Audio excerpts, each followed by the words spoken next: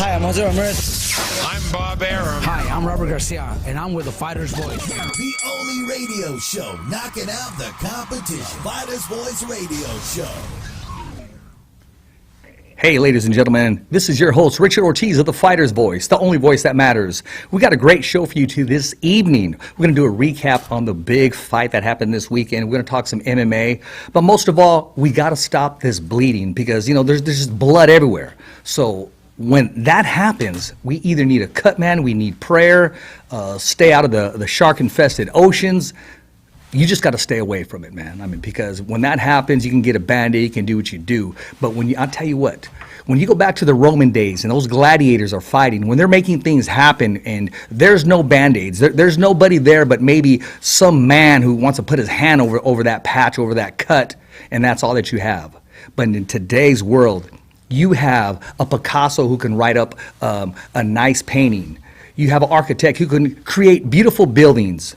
You have someone that has the aroma that can put together some nice perfume or cologne. But when you're in the boxing element, when you're in the cage, all you need is my next guest. Ladies and gentlemen, the man, the myth, the legend, the one, the only. I would even call him the godfather of soul, but I'm going to call him the godfather of stopping the cuts, stopping the bleeding. Ladies and gentlemen, and that's the one and only Mr. Mike Bazzel. How we doing, sir?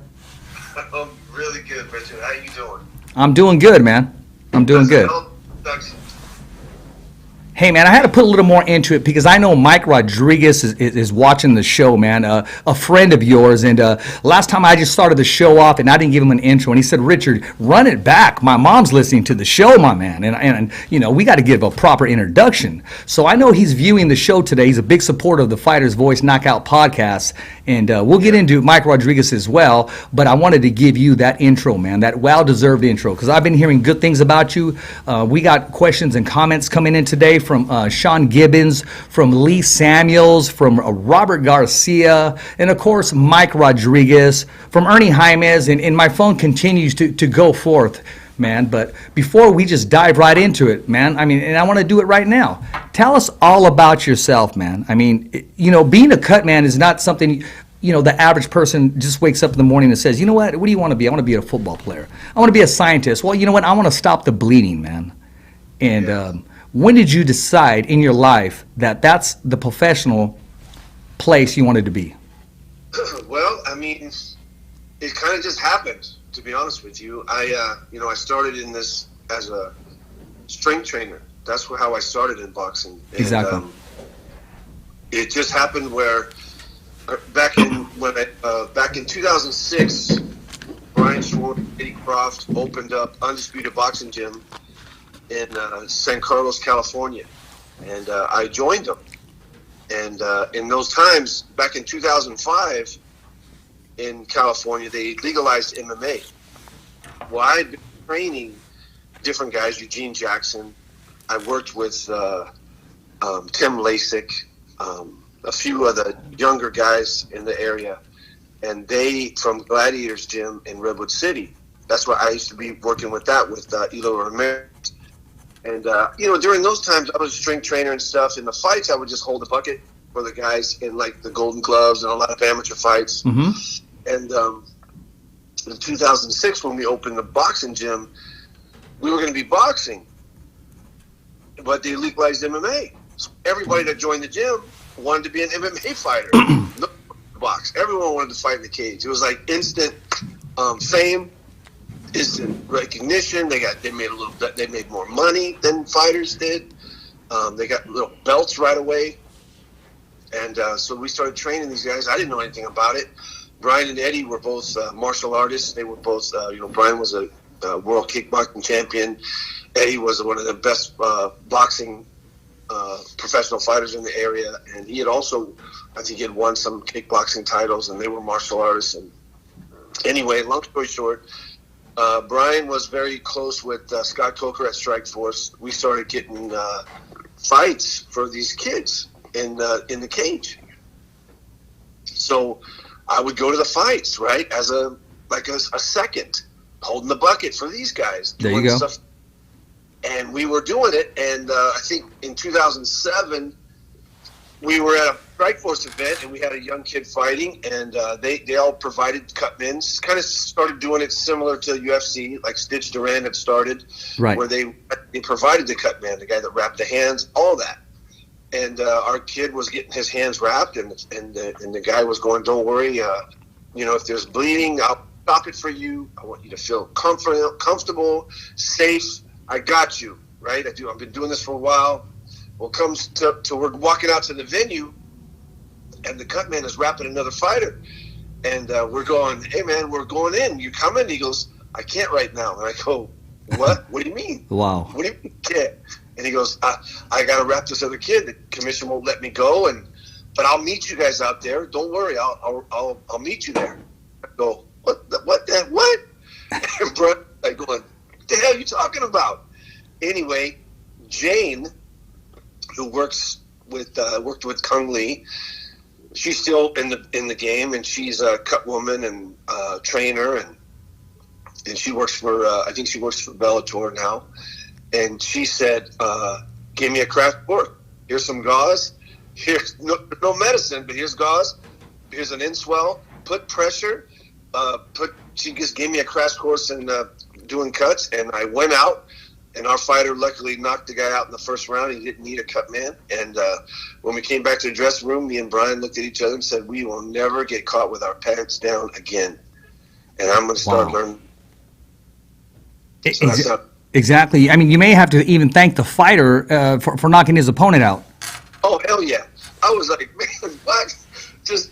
I was like, squeeze it. She told me. She told me the technique, what to do. Direct pressure, squeeze it, put the gauze on it, hope for the best. Wow. But there was no, I didn't know anything how to do that. And then I started learning. I literally started learning, and I was in the beginning one of those guys that I'm a cut man, but I wasn't a cut man. I didn't know what I was doing. I had to learn, and it took a lot of fights. It took a lot of time, a lot of watching people, a lot of learning, observing, and actually just being willing to do it. You just got to be willing. You got to be willing to just jump in there and go. And I always made a promise to myself. When I made a mistake, I wouldn't make it again. I wouldn't make it twice. So I always remembered the mistakes I made and tried never to repeat them again. Yeah, monitor, please. Yeah, no, exactly. And sometimes, it takes that, I want to say, opportunity, or it took that, hey, the commissioner kept me down here. Or yeah. I wouldn't be talking to Mike Bazzel, the cut man. I'd be talking to Mike Bazzel, probably the trainer or the architect or, speed and agility coach, one of the two. But now I'm talking to Mike Bazzel, the cut man. Yep, that's right. So, opportunity knocked and I took it. So you told yourself, hey, I'm not going to be caught with my pants down again, as if to say, okay, I'm going to make sure I know everything in this industry as far as being able to cut, being a cut man, a trainer, whatever it is. I just don't want to walk out there blind. When did you decide to make the transition fully? It was during that time, and then that was the first step towards being, working cuts in a corner. Like I said before, I would hold the bucket. I was a strength trainer, so I would be in the gym with the guys. I wasn't really valuable to go to the corner to be involved in that aspect of the game. So I wanted to say, I want to be of value in the corner. I don't want to be someone who was just there to be there. I want to be of value to the fighter. Otherwise, I don't want to go. I don't want to go to the corner. I don't want to be involved in the actual fight if I'm not of value.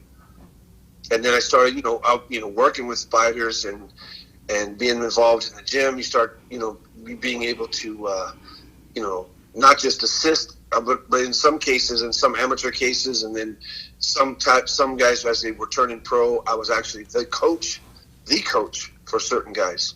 So that started too. But that all evolved, as the years went by. Let me ask you this: what do you feel most comfortable doing? I mean, I know you love wrapping hands, being involved. What wakes you up in the morning and says, especially when there's a big event? I know you love stopping the blood, but what really gets you going? I mean, because from speed, a strength coach, I mean, that takes a lot of dedication as well too. When you get your fighter and you put him or her in the best shape of their life, as opposed to this fighter in the corner, this fight's about to be stopped, but yet your expertise in what you've learned throughout the years, you're able to stop the bleeding, and the fighter's able to continue, and not only that, but walk away with a victory. Yeah, that part is my passion. In the gym, day in, day out, preparing someone for a fight, for an event, for a show. That's what I get up in the morning for. I love that. And, you know, during the COVID, this whole year, I've been pretty much solely dedicated to, you know, Cutman. Last year as well, and the year before that, Cutman gig, the job became more, that was what I was mostly hired for, and that was what was mostly happening for me. And that's why it kind of has taken over a little bit. But because of COVID, because of the restrictions we have in the gyms, because of everything, and me just being hired and being on the road all the time, I haven't been in the gym as much as I want to. And that is my passion. That is what I really want to be. That's where I want to be. Well, you know what, that passion right there drives these other fighters, man. I mean, and they're grateful and thankful, and they know, that whole team, that they're in good hands if leaking starts, that you're there to stop it. When did you ask yourself, I mean, like when you went home, stopping a fight, that you just sat down, that there's no press around you, there's no family around you, when you're thinking, my gosh, this guy was losing blood. I mean, he definitely, I mean, you're even patting yourself on the shoulder. This fight was definitely going to be stopped, but these two hands and the knowledge that I have, I was able to not only stop the blood, the fighter was able to be successful and able to see during the course of the fight. Yeah, there's been a lot of examples of that, you know. A lot of examples of that, and it's been it was fun. It's been but it is one of those things, Richard, when you're home, when you're back in the hotel, you're by yourself, you're you know, because a lot of times, you know, to be honest with you, a lot of people don't recognize the things you do.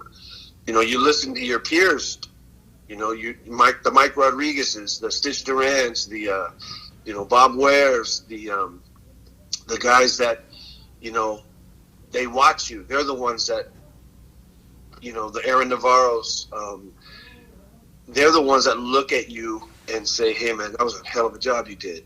Because a lot of people don't really see what you do. And in today's television broadcast, they usually cut the corners out anyway. Yeah, you know what? I noticed they've been doing that lately. 12-round fight, 10-round fight, you might get one or two, you know, spots where they actually show your work in the corner if there's a cut. Yeah.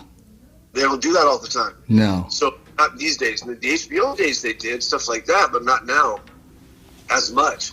And you know, that's one of the things that early in my career, Joe Chavez, the late Joe Chavez, who worked with, you know, gosh, Miguel Cotto, he was a legend. Yeah. And we had a lot of fighters that were working in for the Don Shargan shows. Yeah. Remember Paco Presents? That's old school. That's old school. But yeah, so we had a lot of guys working, and I would work a lot of fights. And Joe came up to me one day and he said, "Hey, I saw that you know, working these, you know, you're working cuts." He goes, I go, "Yeah." He goes, "I saw you the other day. Last show I saw you did a great job." He goes, "I see you wrap hands." And I go, "Yes, sir." And he goes, "That's great. That's a great skill. That's a skill as a cut man that will help you. That'll help you get jobs." And he goes, "You know, I've been doing this over 40 years." And he goes, "You know, the only advice I could give you is know that you don't know everything. There you go. That you always learn something." He goes, "I could learn something from a guy that's been doing this for 2 weeks. If I watch and observe, I might learn something from him. I'm not going to say I won't ever learn anything from someone that I know at all." So he was a very smart guy. And he actually influenced me a lot, and we became friends. And you know, I'm very grateful for all the talks that I have with guys like Mike Rodriguez and, you know, Stitch Duran, and when we talk about the game and talk about all this stuff, and I love all that because they help me. They help me continue, help me always improving my game, always improving, always looking we were always watching fights and always Yeah. looking at the next, trying to pick something up. Always learn. I learn something new in every single fight I do. Every single fight, I learn something new. Well, I've been watching you throughout the years. I've been watching you doing top rank events, Golden Boy, PBC. You're everywhere. You're everywhere, man. I mean, and you'll come in with your luggage. I mean, you got the tape around your wrist. You're ready to go. You're amped, almost like an assassin when he comes in with a 3-piece suit in his briefcase and it's loaded with some ammo, brother. You got your backpack. It's ready to go, and you're like, okay, something start bleeding because I'm about to put it out now. It's like the superhero of boxing, my man. It's that's the attitude that I have. I think a lot of us have. Gosh, I mean, what is that? 2007 till now. What is that? What is that? 13 14 years? Yeah. No, it's that. Yeah, no, 13 years. Yeah, absolutely right. Bitch, he's like, he's been doing this a lot longer than me. Yeah. He's as different. He's really relaxed. He doesn't have that. I'll be a little pumped up, and he's like, hey man, we're good. We got nothing we ain't seen before, Yeah. But real seasoned. Because we prepare ourselves. It's just I do have that amped feeling. Like I was working the fight when Teofimo Lopez fought Lomachenko. I had Teofimo, and he had, I was on his swelling around the eyes from round 1. And Mike Rodriguez, he recognized that, and he, after the fight, he had told me, he goes, I seen what you were doing. I saw what you were doing from the whole fight, right? Preventative on him. But he got cut in the last round. Yeah, the headbutt, and then what did they? Was it 15 seconds left? Something to that effect. Yeah. And that's after the fight. No, okay, wait. Let me take that back. Was that a headbutt or a punch? I don't want to take anything away from Lomachenko. Even though it's the fight is history. I think it was from a butt. I think it was from a butt. I think, but it was a nice one. Yeah. It was a nice little slice over the eye. I think if it would have happened, like I was, Teofimo, he was like, man, Baz, because I was working on it, and then he was like, could you come with me? I'm going to go do the interview. I need you to come with me just to keep it from, because I didn't want to put a bunch of, because he's got to get it. It's the fight's over. Yeah. I'm not going to pack it with Vaseline, and he's got to get it cleaned out and stitched up, right? Yeah, exactly. There's Cleaned up. Sense of getting it infected. I mean, we're not. If it's during the fight, you're packing that wound. You're doing what you can so he can have another round in him, so he can continue in the fight. But now it's over, so I'm just kind of dabbing it. I'm keeping it from, I put some medicine in it with the swab and stuff, and trying to keep it from bleeding. So anyway, we go to the thing, and actually Stitch came out, and he was like, "Man, you got lucky on that one." And to be honest with you, I was expecting that cut from the very first round, so I was ready, mentally ready for that. I was about to ask you, can you imagine if that fight, if that could happen 10 seconds into that round, or even round 11, and he had to fight the whole 11th round, and then it was up to you between 11 and 12. Right. I was ready for that. And I actually, I don't want to say I was hoping for that, but I was definitely ready for it. And I work with a lot of fighters with kids. Funnily, and he had Sergey Derenchenko when we had fought Triple G, and that was another night that I got a lot of recognition, and for keeping Sergey in the fight for that, one of the Fight of the Year candidates of last year. Yeah. And he goes, "Hey, Baz, man, you ever think damn, I don't, not again. I don't want to." I said, "Never, and never think that way. I want to be the first guy up in that ring." I want to be right away. You guys down, I'm in the middle. There's a lot of guys, especially during this COVID era. Yeah. I'll be working, me, Stitch, Mike Rodriguez. We're all working these guys, different fighters, because we're the house cutmen for shows, and work all of them. And I tell the guys right away, as soon as there's the damage is there, the cuts happen, I say, "Hey, I'm going in the middle." I haven't had a coach yet tell me, no, man, no, I got it. You stay on the outside. They let me go in the Hey, middle. you got a job to do, man. You're not there just to get that shoulder shot from the camera, man. You're there to stop the bleeding. This guy's, not only the fight is in jeopardy, his whole career could be in jeopardy, because you don't need it going to the scorecards or being stopped right now. There's still a lot of fight in him, but he needs his vision, and you're one of the ones that you're that link, man. It just happens. You need to be there constantly. Oh yeah. It's very important to me, and take great pride in what I'm doing, and I'm pretty serious, dead serious when I'm in when it's fight day. No, you are. I've been there when you're coming into Las Vegas, and I'm glad I got you on the show, because I would always see you, and we really couldn't sit down and have a conversation, brother, because you're always working. If you're not cutting the wrap off the fighter or touching him up after the fight, you're preparing him, man, and you're in your zone. So I kind of give you your distance, but I always knew, and we'd have small talk and say, we got to get you on the show, and he said, Richard, sure, anytime. And I was there, I believe, the last time I saw you in Vegas, Deontay Wilder, Tyson Fury. I think you were walking through. Yeah. Yeah, and we had a small conversation. Yes. Right. We were on the undercard. Yes. Yeah, and then that was a great show. Hey, you know what? I'm going to get to some of these questions, because I really want to hear these stories, man. But I got to ask you this, man, and you're probably not going to admit it and say, yeah, Rich, you're absolutely right. Now, like a baseball player, if they said, Ortiz, get on deck, and I'm swinging that bat, okay, and I'm ready, and I'm like, okay, I'm not going to get an AB, I'm not going to get an at bat. Come on now.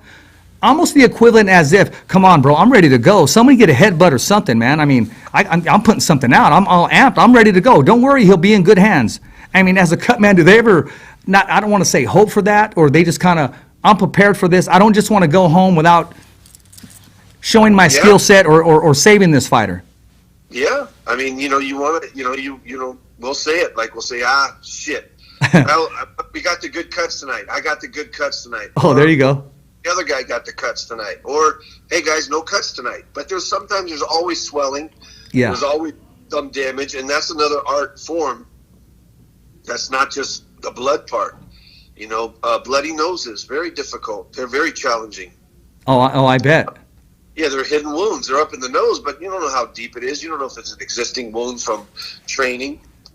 You don't know what exactly has happened. Sometimes a guy's broken his nose. Yeah. And there's a lot of swelling going on then. And deep red blood, and sometimes it pours, sometimes it doesn't, Sometimes they're easy to deal with. Sometimes you use a whole bottle of adrenaline on that bloody nose.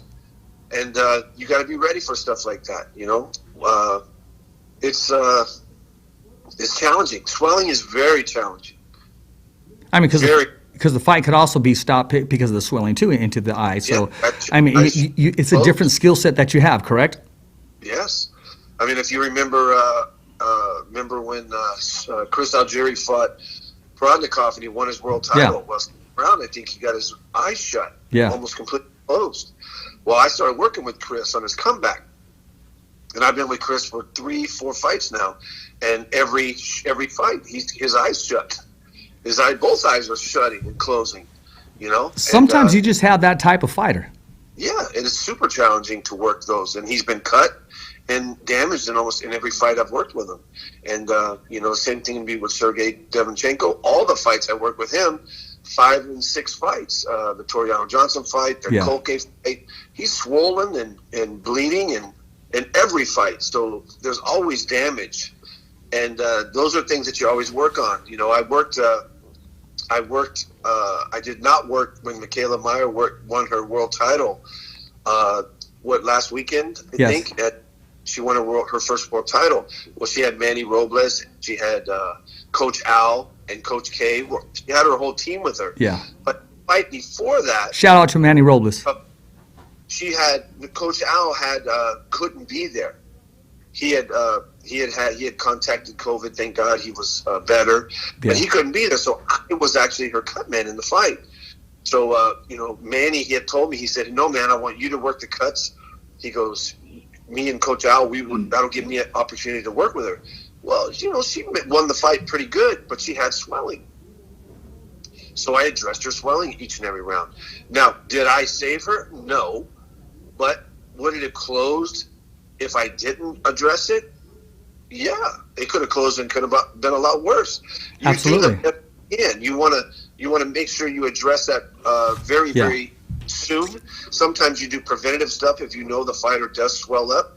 You might have ice bags on the kid in the dressing room going out to the fight.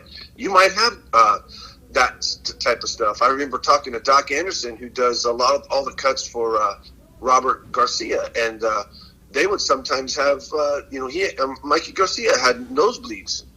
He just would get them in every fight. Well, they would address some of that in the dressing room before even fight started. So there was all kind of stuff like that you can that you do as you know your fighter, or as sometimes, especially these days, not knowing the guys right away. I'll watch their previous fights and start to see. I can work with Pedroza, work with him at Top Rank, and I noticed, his fights with Lomachenko, those things, he swelled up, very easy bruise right away. So I addressed it right out the gate. And that's the way to do things, to spot it. And you know who you're working with. I mean, can you imagine if you got the call and said, hey, I need you to work the corner of a Nate Diaz? I mean, talk about scar tissue, Yes.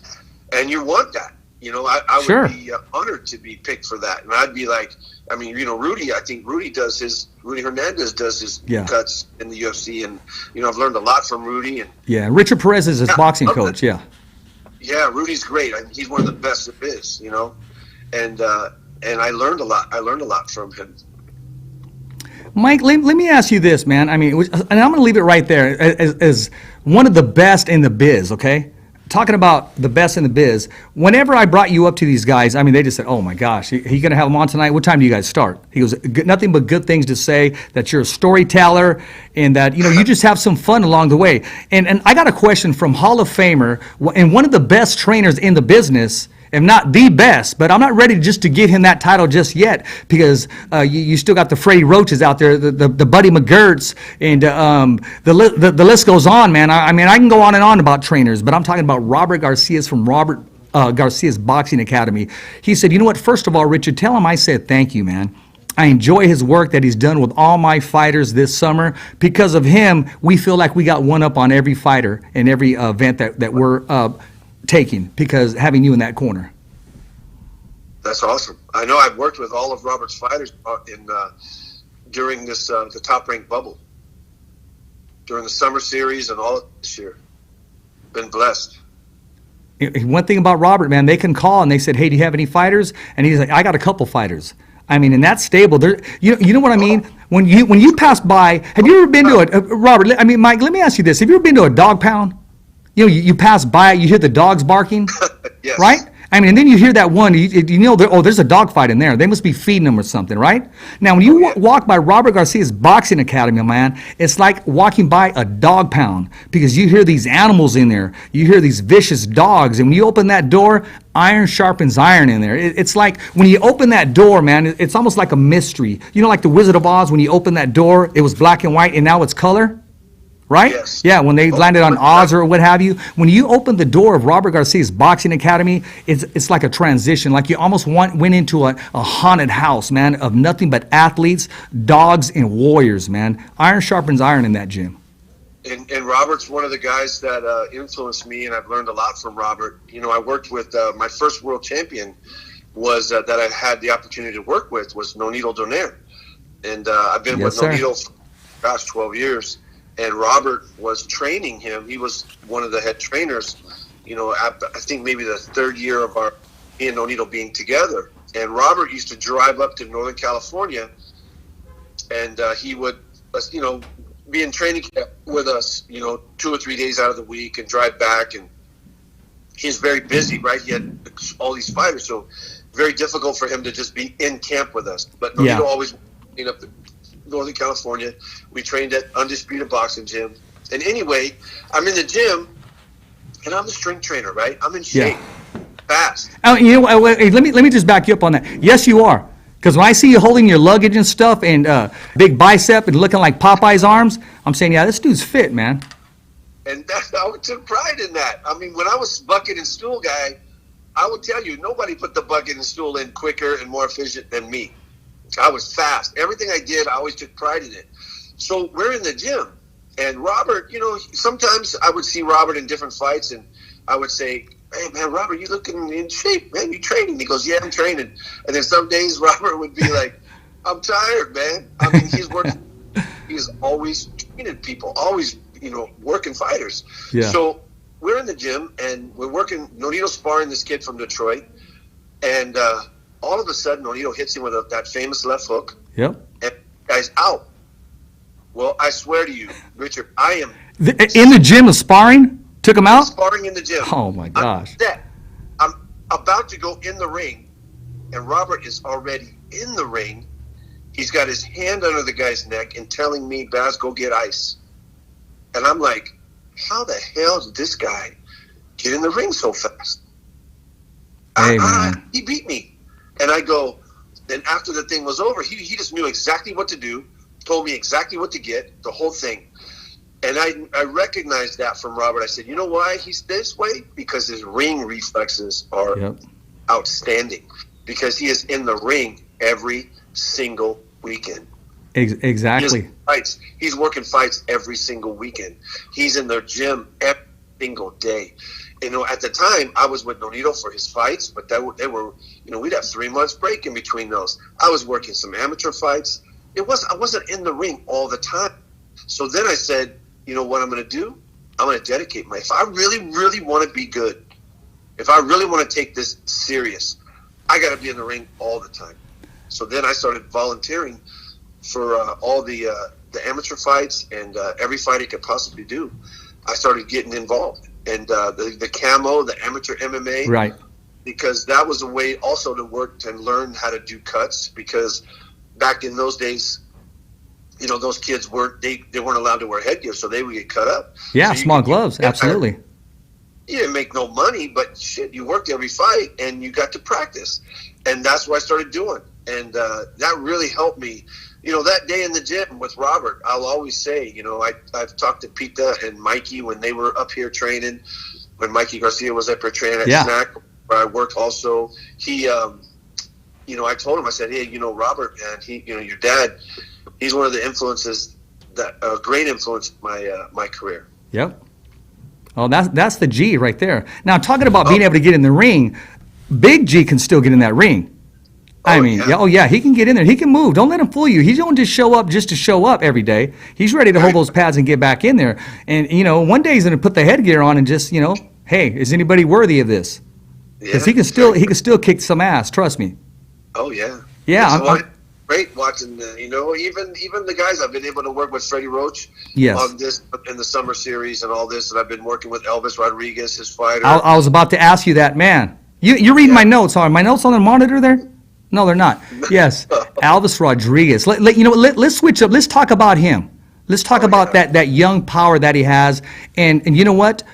I've never seen Freddie. Freddie, when he's working with Elvis Rodriguez, it's like the second coming of his new fighter, his new prospect. He's like a kid in his candy store. Freddie just lights up when he's around him. Oh yeah, it's his new thing. I remember, I have a gym in San Mateo, in Aloha Time Boxing, and we've been in there 3 years. My fighter and partner is Bruno, the Aloha Kid Escalante. And Bruno, when we were training, he was training with Brian Schwartz and Undisputed. That's how we met him. We met him through Nonito Donaire back when he turned pro. And but there was a time Bruno was having a hard time. We couldn't get a fight. It was a hard time in his career. He's a super flyweight. Well, Bruno drove down to Wild Card.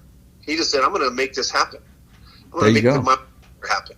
So he drove down by himself, and he started sparring guys. He started going to war down in Wild Card, down in that gunslinger freaking town of Wild Card. And, Freddie, so I would go down there a couple of times, and I would see Freddie and, got to meet him. Wasn't really close to him at all, but Bruno was.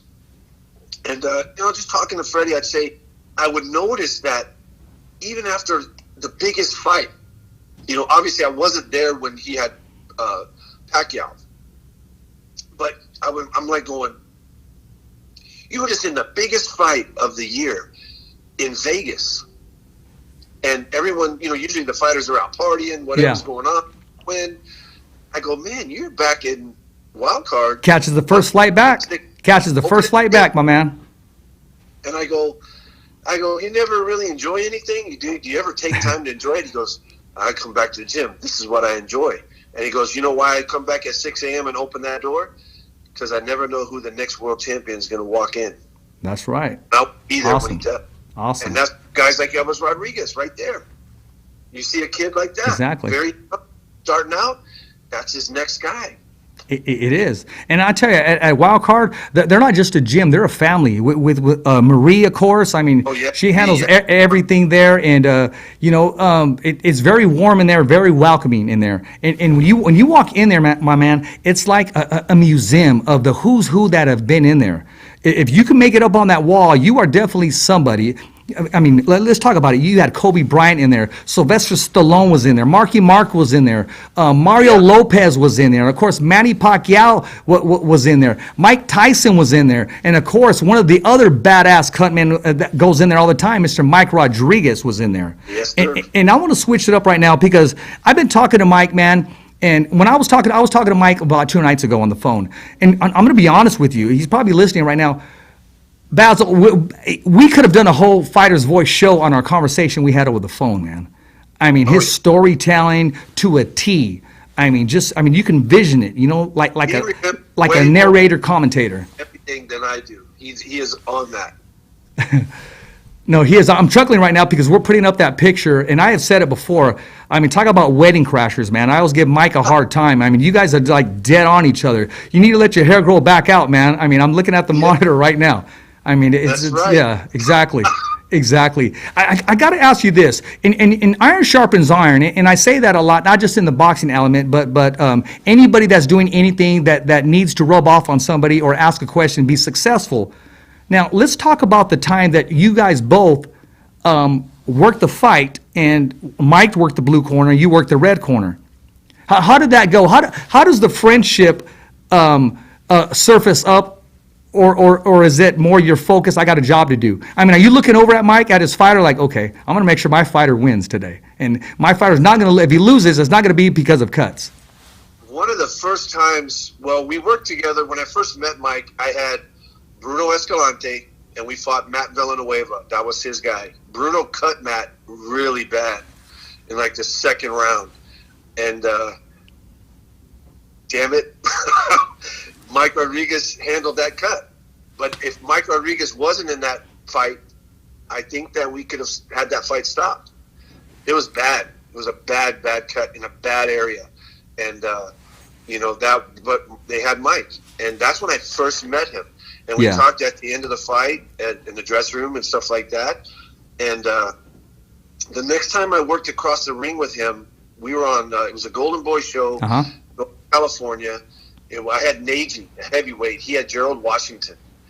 And Nagy was from Texas. Good, could fight, man. But he wasn't necessarily had the best body in the world, if you know what I'm saying. Yeah. At heavyweight. And if you remember Gerald Washington, he looked like an Adonis. Yeah. I mean, that guy well built. Old school like Mike Weaver. Oh, my gosh. And in the fight, it was hot. It was in the summer. The TV lights was on. We started, our fight happened. It was on TV. And I think my guy was cut and swollen. I had 3 cuts to deal with, and my guy was swollen. And Mike, we cut Gerald, I think twice, 2 or 3 times as well. So we were both working our butts off. And I think I looked over my shoulder at one point to look at Mike as I was getting in the ring. But it was all business for both of us. But we definitely were talking about that at the end. It was one of those fights that Stitch will say, this will come down to the cutman. And that was one of the fights that came down to it. I mean, my guy came up short on the decision, but we definitely kept Nagy in the fight. And it was a super close fight. No, ebb and flow. And, Stitch is one of those too that it's one of those when working with him across the ring, it's not competition. But it's not wanting to you want to make sure you're the one that's recognized as doing the best job. Absolutely. You know, we just we encourage each other. I mean, always, but once it's business, you're focused on your fighter, regardless of who's on the other end. You know, I've worked on the other end of Stitch before, of Rudy Hernandez before, all the different guys, and Mike Rodriguez and Aaron Navarro, all the guys I've worked on the opposite ends, and I don't think about what they're doing. I mean, when the shit hits the fan, I'm just right there focusing on my guy. Oh, you have to be. Talk to us about. Let me change this up, man. What about the time that you saved Mike's ass in England, man? I mean, somebody gave it. Okay, you know how sometimes you go to Ramate and they gave you some knockoff shirts or something, or some fake Gucci or something. I heard they gave him like some fake medicine or something, man. Like they gave him like mint that you would put it on toothpicks or something, and that he was lost out there, and then you came through with the real stuff. I have a bottle of that adrenaline as well right now, actually. How did that story go down? When did you know, hey man, this isn't what it is? Well, what happened is I'm in with Nicola Adams. I'm working with her, 2-time gold medalist for Great Britain. Right. And I'm working her one of her fights in England. So I'm on the show. Mike's there with Peter Petrov. He's getting his world title crack against Flanagan. I can't remember the guy's first name, but he's fighting him, world title fight. So Danny, I don't know Danny yet. Danny, the coach, and we're gonna go do this whole thing. And I go, Mike goes, "Hey man, would you want to work with us? Just assist me in the corner." I said, "Of course, sure." He goes, "Danny, he'd like you there too." So I go there, and in the corner, all of a sudden. And I didn't know this rule at the time. I brought my own medicine. Mm-hmm. You know, I'm working with Nicola. They don't even bother us. I mean, this girl's royalty in England, right? And she's just working a 4-round fight. So her fight's over. This is a world title fight I'm with Mike with. I'm over there with Mike. And all of a sudden I notice, I go, Peters gets cut right in the forehead. Pretty good gap from a butt. It's bleeding. And Mike comes down. I'm putting, I jump up with him. I look at it. Mike comes down, the thing's bleeding still. Pretty good. And Mike goes, I go, "Damn, man." I go, "That thing's deep. It might have hit nicked something, a vein or something." He goes, "No, it's this damn medicine they gave me. This stuff's garbage. I think it's water." And I go, "Mike, I got my stuff." And he goes, "You do?" And I go, "Yeah, I didn't know. I have my own stuff. I'm already swabbed up." And he goes, "Well, give it to me in this round." So the next round, he takes my stuff. He puts it on Peter's forehead. That shit closes like that. It's a wrap. And I go, I don't know, whatever the hell they gave us. It smells funny. It don't even smell like adrenaline. Anyway, that stuff closed right off the gate. We had no problems with it in the fight. You know? So it was like, in that point, he was, we always tell the story of just like, damn, man. I mean, it was less, in a world title fight. It just was, we were very fortunate that happened that night. Well, and you're very fortunate that you were just there for each other. Again, it gets back to, brother, it gets back to iron sharpens iron, man. I mean, you're just there for one another. Different fights. We worked together in Julian Williams' fights together. Yeah. We were together in Sean Porter's fights, a couple of Sean Porter fights. Me and Mike were in the corner together. I love that. I love working with guys that are, I was able to work with Russ Amber in a fight at the Bubble. I worked with him. Also always Miguel Diaz. I worked with him.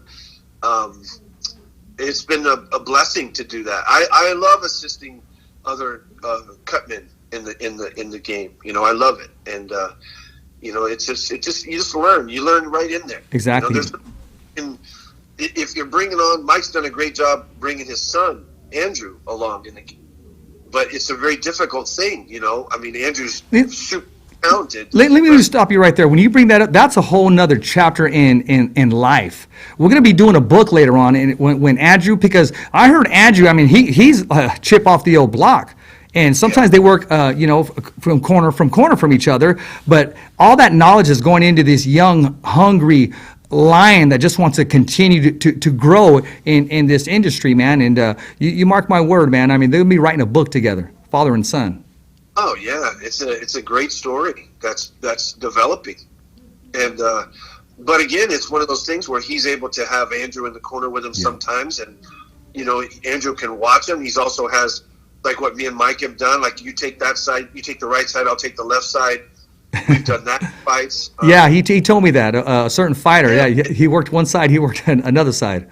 Yeah, and it's a wonderful thing, and it's like that's where you get the opportunity up close to see a guy do his job, do his work, and you learn from it. Like I said, I've learned something new from every single fight I've always worked. And even that fighter, himself, he has to be blessed and say, I got the best corner in the biz. Can you imagine that? It started leaking and you guys were there. That makes me feel the most pride is when the fighter, the trainer, they ask for me, they feel that. They say those things. They say like, hey man, going in, I was with George Kambosos 2 weeks ago in London for his title eliminator with Lee Selby. And Jimmy Kambosos, his father, was with us, and we had Peter Kahn was the manager, Javier Santana was the head coach, I'm the cut man, and Jimmy's telling George in the dressing room as we're going out, we huddle up, and he's like, he goes, it's all up to you now, Georgie. He goes, but look around you. You got the best team in the world right here. You couldn't ask for a better team. Let's go now. You are ready to go. You have all the support you can possibly want. Now it's up to you. And he, of course, won the fight, and now he's in line for the IBF. He's the number one contender for the IBF lightweight title. And that's key right there. That going into a fight mentally stress-free, knowing, hey, I got the best corner with me. Oh, it was I swelled up, man. I had goosebumps. Yeah. That's what makes me feel great. When I'm with Freddie Roach and Maria's like, I want to get a picture with the whole team. I want to get a picture with you guys. I want to make sure we get pictures together with everyone. And I'm like, she's considering me as part of the team. Exactly. Like, the wild card team. Like, wow. They have such warm hearts, and I'll give a shout out to Marie. Beautiful woman inside and out. And I don't know, I'll be real quick. I don't know if you know my story, but she gave on the outside of a wall a whole section for my son. And put pictures up there of thumbs up for Richie inside Wildcard Gym. And just a beautiful woman inside and out. And Freddie, too, the whole Wildcard staff, man. When they consider you family and part of the Wildcard family, there's nothing more you can do but continue to be who you are. Oh, yeah, swells up with pride. Absolutely. Absolutely. Robert, that's the same thing. Robert Garcia, he's like, Baz, I want you for all my guys. Absolutely. Absolutely. So, you know what? Let me just throw this at you. Because I daydream. Everybody else daydreams, but I'm daydreaming. I'm taking this exhibition fight, right? But I'm daydreaming. I'm coming in with both freaking Freddie and Robert in my corner. and you know what? And now I'm gonna have both Mike and Mike in my corner, just in case, man. That's gonna be the freaking dream team right there. Fight, Richard. What's that? The wedding crashers are going to crash your fight. Exactly. You guys are going to come crashing, man. You guys are going to come crashing. But can you imagine having both of them there? And that's what needs to. And that's what needs to happen one day. Somebody needs to just roll a video and have them both in there or something, or just use them both where there's another Rocky movie or something, and they're going back and forth. That's not going to work, Freddie. Oh yes, it is, Robert. Can you imagine that? That would just be so great, man. I should get credit for that because someone's going to pick it up and run with it.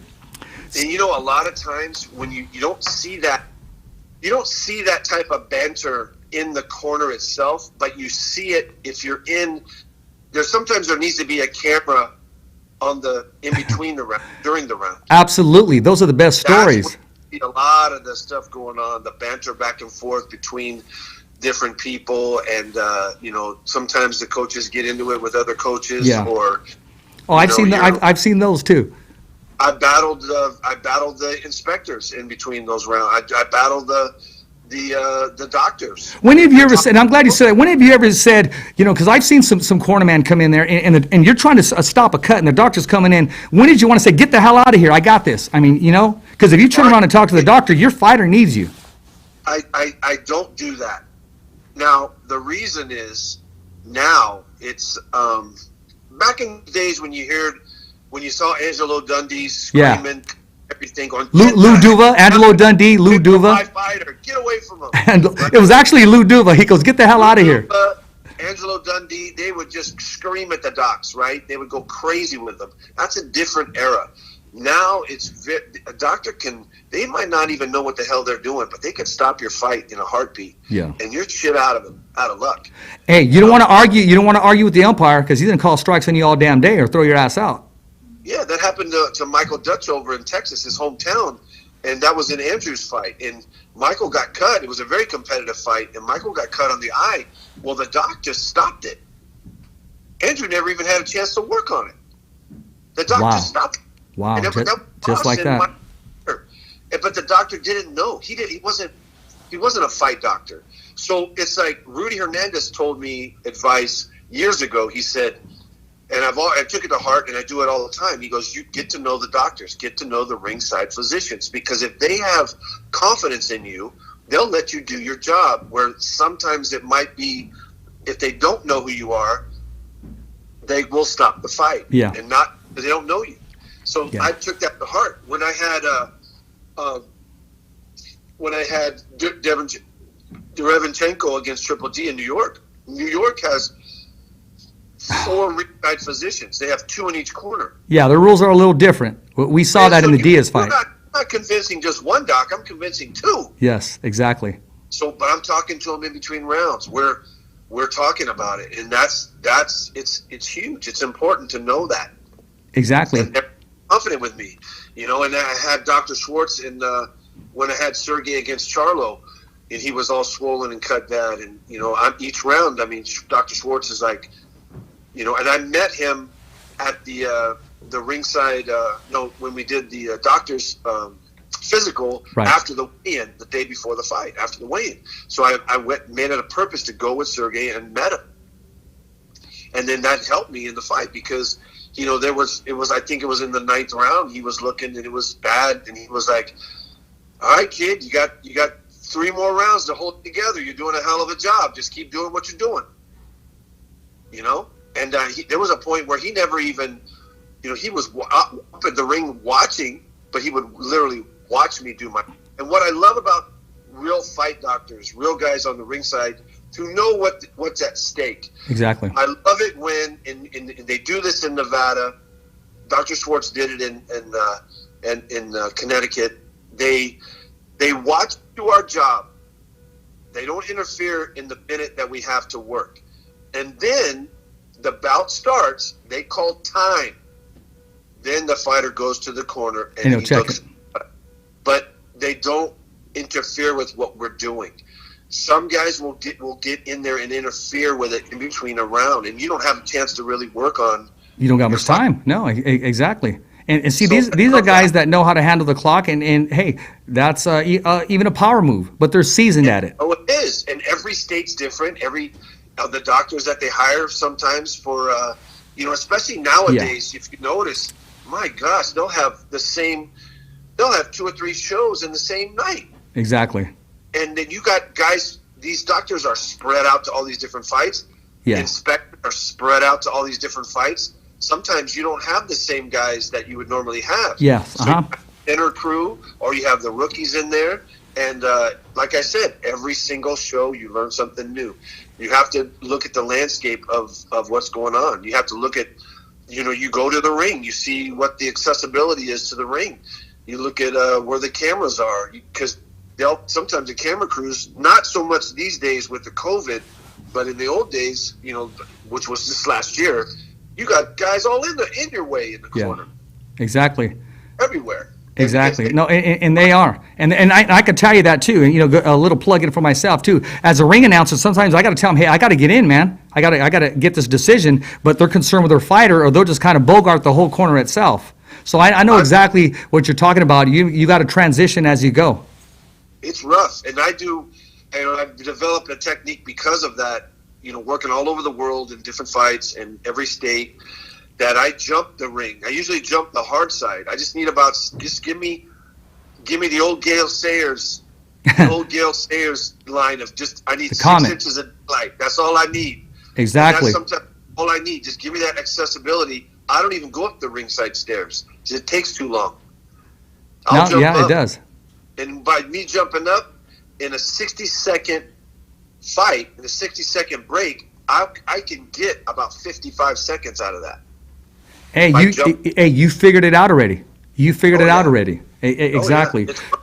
And that it's just better for me, and that I can be in the ring before any of the other corner are in there. I'll even be there as the fighter turns around to come back to the corner. I'm already on him.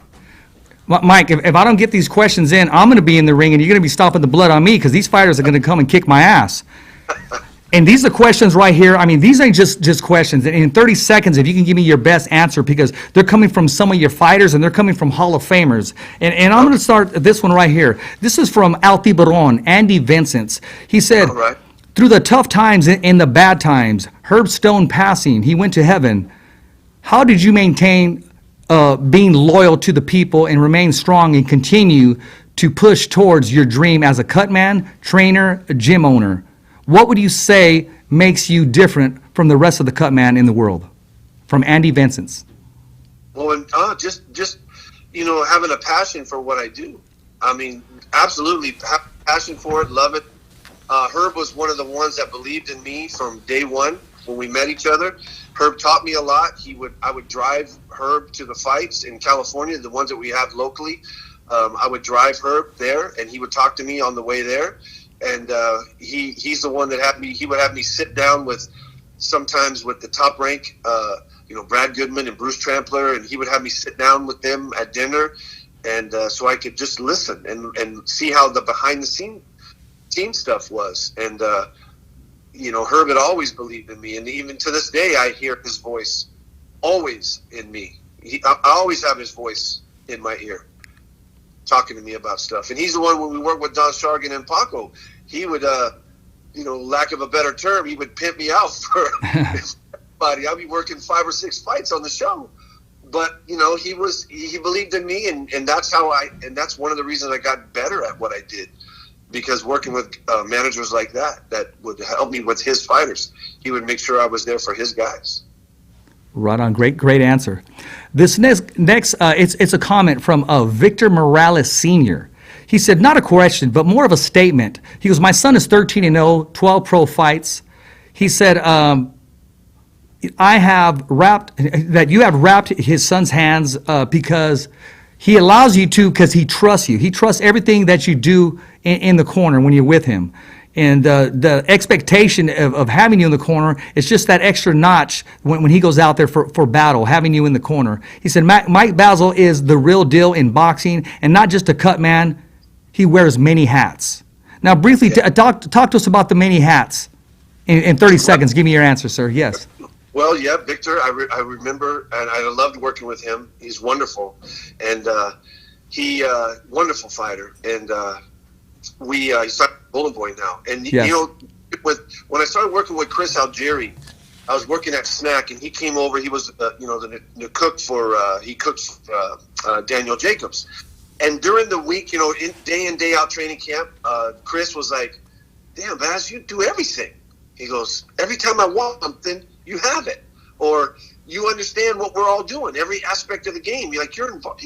Do these people realize how valuable you are? I don't think you're getting the best value. They're getting the best value of you out of this place. So anyway, long story short, I'm working with Chris in his fights. He's cutting me every fight, swelling up in every fight. And I start working in the bubble in ESPN. And me and Chris, on one of the fights, we watch movies during fight week. And we're big Charles Bronson fans. And we're watching there you go, old school right there. We're watching the movie The Mechanic, right, with Jan Michael Vincent. And we're like, Chris is like, that's you. He goes, that's you, Baz. You are a boxing mechanic. That's what you are. You know everything. So he's with Christina Poncer doing the remote for the bubble fights for the ESPN Summer Series. He's with Christina remotely doing the international feed or something. And then you have the regular guys on there, Tim and Andre Ward. And I'm getting to know because I'm in the bubble constantly with the ESPN crew. So the name The Mechanic comes out. So the ESPN crew, Chris, they put it. I didn't ask for it. They put it on the on my name on TV. So now it's a new brand that I have now, Mike the Mechanic Bazzel, and it's because it's like being a boxing mechanic, knowing you're not a one-trick pony. I do all aspects of the game, and I want to continue to learn other aspects of the game too. I want to continue to always get better. Well, very well earned and very well respected from your peers to give you that name. Yeah, it was awesome. A lot of guys didn't understand it. I think like Eddie Croft texted me, the mechanic, like what? And I tried to explain it to him over text, and he's like, whatever. But that's Eddie, man. That guy. It doesn't matter how good I get. That guy will always feed me the humble pie, man. He will always. And there's nothing wrong with someone keeping your feet on the ground, man. No. But I mean, but you're getting compliment after compliment. This next one is from Sean Gibbons. He said, you know what? I don't have a question for him or nothing. But besides, one day I want to hang out with him and have some beer with him. Tell him I am just a huge fan. Viva Bazzel. Listen, Sean has been a wonderful person for me. I'm gonna tell you a quick story about me and Sean. I'm with Tony Johnson, who's Tony's boxer out of San Jose. He fights for Bellator right now in the cage. He's fought in every aspect. BKB champion back in Vegas. He's been in the kickboxer, cage fighter, boxer, and he took a fight in Salt Lake City, Utah. Tony took this fight, and it was one of his last boxing matches. And we fought this undefeated kid, and there was no money in this. Tony just took it on his own, and he goes, Baz, I need you to come with me. He goes, I can't afford any corner to come out. So he goes, you know how to grab hands, you know how to work the cuts. You've coached me in the past, because I was his coach for a couple of his boxing matches. Yeah. Brian Schwartz was his coach for the BKB fights, and I go, all right, let's go. So we're in Florida, and Utah, and we're in this. I don't know. It was like this hotel thing, kind of like a DoubleTree or something, and the fights there. And I go to the bathroom, and it was after the weigh-ins. I go to the bathroom, and all of a sudden, I turn around, and Sean Gibbons is right there, peeing next to me, and I go. So basically, Mike, you guys are just literally hanging out. Well, he goes, we're definitely hanging out. You know what I mean? And I wasn't afraid to zip up. I think Sean quickly zipped up. I'm not sure. But all of a sudden, I look at Johnny, and I go, what the hell are you doing? I go, hey, Sean, I didn't know you were here. You're working the fights? And he goes, what are you talking about? And I go, the fights. There's fights here tomorrow night. You're here for that, right? He goes, hell, I didn't know there were fights here. I'm here for a wedding. And I go, what? I go, you're here for a wedding? He goes, yeah. He goes, holy crap, there's fights here? And I go, yeah. So he's at a wedding on that night. So he stays the next night, and he watches the fights. And he actually filmed in the background. He filmed my and Tony's fight. Wow. For us. He did. Here, I got the footage for you. And he sent it to me. Yeah. It was just one of the things Sean would do, right? He not only watched the fight, but he also filmed it, so we could have it. We could have footage of the fight. Sean is class act. This is off the grid. This is an off TV fight. Yes. And, so that was great about Sean. And as a giving people who give back and stuff. Yeah. Mike Rodriguez, he'll send me clips of fights when he sees me on TV, stuff like that. He'll also do that. But one really great thing about Stitch Duran, when I drew Teofimo Lopez, and then Russ Amber, he was the cut man for Loma. So, basically Stitch just sat out for that main event. Well, Stitch filmed me. He filmed me jumping up in the ring, and he sent it to me.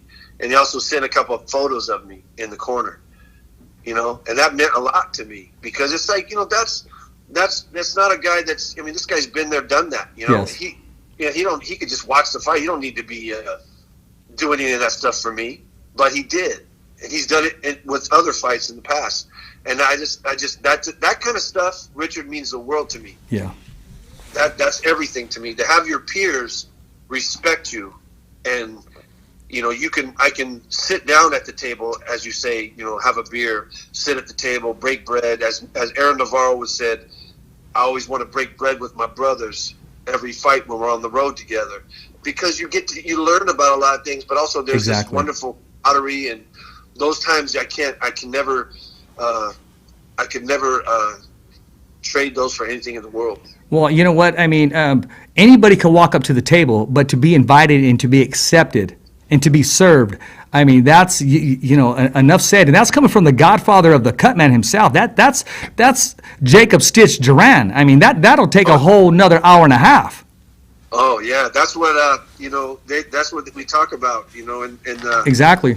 The ESPN keeps threatening to do a piece on us, and because we're kind of like, they say you guys are always together. We eat every meal together during the bubble, and that's the thing. The crew, the timekeepers, they all have the cameramen for ESPN. They all have a run rally every fight. They're like, "Oh, Stitch, you're getting your ass kicked tonight." Because the funny thing is, Stitch is always in.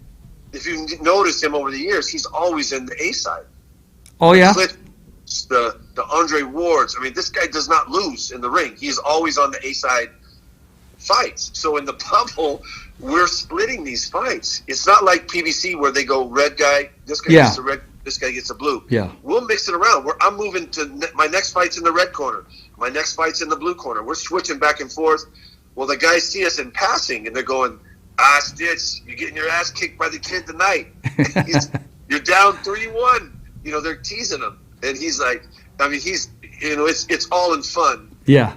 All in fun. I went on the bubble, in the 2 months bubble, I had a 16-fight win streak. Oh, wow. Nice. The fame with Stitch Duran. That was but he's beaten me in almost every, it's 3-1, it's 5-5, 5-4, because we worked like 9 fights. I think the most rounds we worked in one card was 64 rounds. I think I was talking to Mike about that. Oh, wow. That's a lot of rounds jumping up and down on the ring. Exactly. And talking about that, here's the slam dunk one right here. This is the last question of the evening, and then I'm going to share something with you, and then we're going to say bye to the followers and subscribers. This is coming from Hall of Famer. Let me say that again. From Hall of Famer, Top Rank's own Mr. Lee Samuels. He says, Richard, ask him this. Between rounds, going up and down those ring steps, you have about 40 seconds to go to do your work. What's the first thing that you look for when you jump right in there? My first thing jumping into there, and I love Lee. Lee is an amazing person. Awesome. Great man. And, the first thing, well, I'm watching the fights, right? I'm already prepped with what I have to do going up. But sometimes you can be surprised by when you get up in there. So the cut could be deeper. The first thing I like to do, I jump the ring. I don't go up the stairs. If there's blood, I try to get my towel, my wet towel or wipe, on the fighter's face and lead him to this chair if it's a bad cut, because the docs are coming right behind me, and I like to wipe that blood, wound clean. So the very first hide the evidence, man. Thing the doctor sees is a clean cut. He doesn't see a bloody mess. It's very important for that first, even for the camera, to catch that first look of the cut. Wow. My hand is moving from the eye, and there's a clean now there's a clean wound, and that makes a big impression, especially when you have other people that are looking to to stop the fight or whatever. And I try to ignore all of them. Once I'm in the corner, I don't listen to what the cornerman's telling, the chief second is telling the fighter. I focus on what I have to do. I don't that's their job. I'm not in exactly for advice. I'm not in there. I'm doing my job. I might have to have the other. Sometimes the cornermen, they get a little excited and they're pouring water on the fighter's head. I gotta ask them, please stop. Especially if it's multiple wounds. I gotta do my job. I can't be. Don't be pouring the water over, washing out all the medicine, or don't rub the face for me. Don't touch the face for me. I was watching a fight with me and Stitch were watching Rudy Hernandez in a fight. It was a Top Rank show, and it was in Vegas, and they at the Cosmopolitan, and I forget the fighters' names, but Rudy had never worked with the guy before, and Rudy literally, the guy had multiple cuts. The guy ended up coming back and winning the fight, and it was all Rudy. And wow. Believe me, Rudy went right back to the dressing room. I'm watching this guy nimble up the stairs, up the hard side where he had to swing around the pole. Yeah. Because the corner didn't allow him easier access in there. They weren't even thinking about that. He needs to have room to work and take care of that. Get it. Or there is no fight. Rounds wiping the fighter's face and messing it up. And I'm like, and we talked after the fight. I have a picture on my Instagram of me, Stitch, and Rudy together, and it's from that fight. And we didn't watch it together, but we both watched it, and we both went to the back to congratulate Rudy. And he was just, it was business as usual for him. So, but we were talking, and he was like, "Oh yeah, they made it hard for him, but he was able to overcome all of that, and that's what you have to do. Sometimes you have to overcome the doctor, you have to overcome sometimes the inspector. They're trying to get you out with 10 seconds in there. They're trying to force you out, and you don't have to. There's a thing in the corners, the 10-second. When they say, okay, that's a warning, that 10 seconds until the round begins. Yeah. But a fighter can sit on his stool until that bell rings. Yes, he can. You have to stand up and you don't have to remove the chair. Sometimes inspectors, they get a little too excited. A lot of it too. Hey, they want to be seen. They want to show everybody I'm doing my job as well. That and a little bit of ego, that'll mix it up a little bit. Yeah.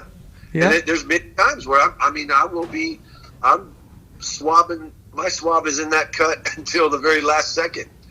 As I'm stepping out of the ring, I'm working on the fighter's face. So it's very, you have bad cuts that you have to spend every second that you have, because it's not 60 seconds. No. Like I've squeezed out my techniques that I use to get in and out of the ring.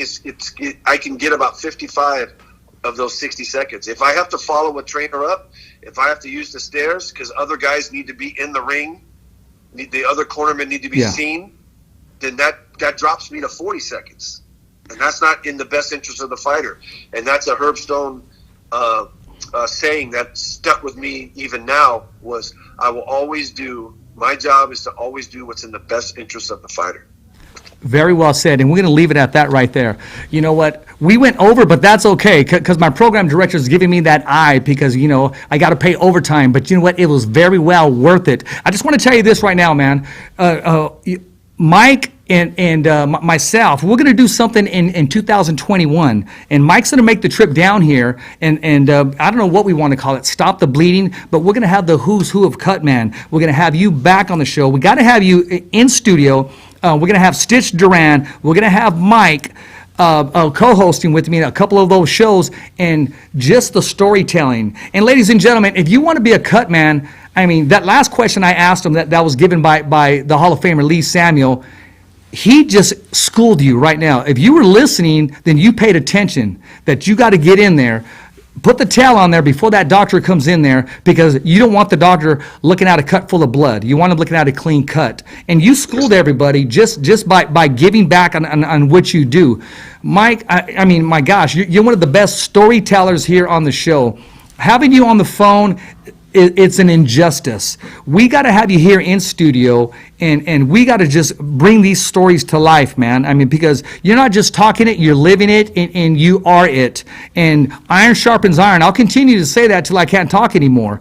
You guys continue to rub off each other. Can you imagine? You're working side by side with Stitch. You're working side by side with one of the best cut men in the world, and Mike Rodriguez, and the list goes on. And as you're inspired by Stitch, look how many people you've inspired.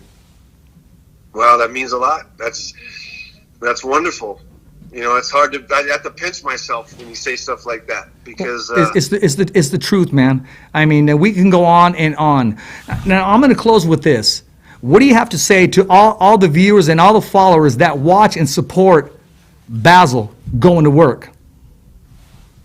Oh man, anyone that appreciates what I do, or any of that, mostly the fighters that always reach out, and that means the world to me. It really does. It's what gets me up in the morning. It's what allows me to to be on the road for the long distances that I'm on the road, and it's just what it's all about for me. It's my passion. I love it. Strength and conditioning is my, that's my wife, is my gym, my job, my working in the gym, strength and conditioning, my clients, my fighters. But boxing is my mistress. It's like man. It's like, wow. You can't. Sometimes you want to say, "What the hell am I doing this?" And then when you see that the fighters call you, they appreciate what you do. Everyone involved in all the background people, the promoters, the TV people, the people behind the scenes, man. Yeah, it just means everything to me. Well, you know what? You keep up the good work, man, and continue to do what you do. And, I'm going to text you my address later on. I'm going to get your address later on because I got to send you the official Fighter's Voice T-shirt, man. Do me a favor, rock it for me. Send us a selfie with the thumbs up for Richie, and we appreciate you. We appreciate you, your storing. And you know what? It's finally getting you on the show, man. I mean, I know it took a while, but, you're definitely going to come back and be a regular because my phone's already blowing up, man. Because when I have certain people on there, they already want you to come back. And that's a good thing. And I'm glad you're taken out of your element, so to speak, where you were able to feel comfortable and share with the viewers, the fans, and just the fighter's voice in general. This is what this platform is for, to get a different side of the fighter, the manager, the agent, the cut man, and even myself. All right. And I appreciate it. I had a wonderful time. And I can't wait. Let's get in the studio. That will be fun. Exactly. I'd love to be those guys. Exactly. We're going to make it happen. Hey, I'm Rich Ortiz, your host of The Fighter's Voice, the only voice that matters. And like Baz here, we're simply knocking out the competition. It's a wrap. Thumbs up for Richie. Never down for the count. It's just another wrap. Thanks for listening to The Fighter's Voice Radio Show. Catch us again next week. Same when, same how. And always stay connected to The Fighter's Voice on social media. So, on behalf of special guests and the whole crew right here at The Fighter's Voice Radio Show, saying see ya next week, right here on The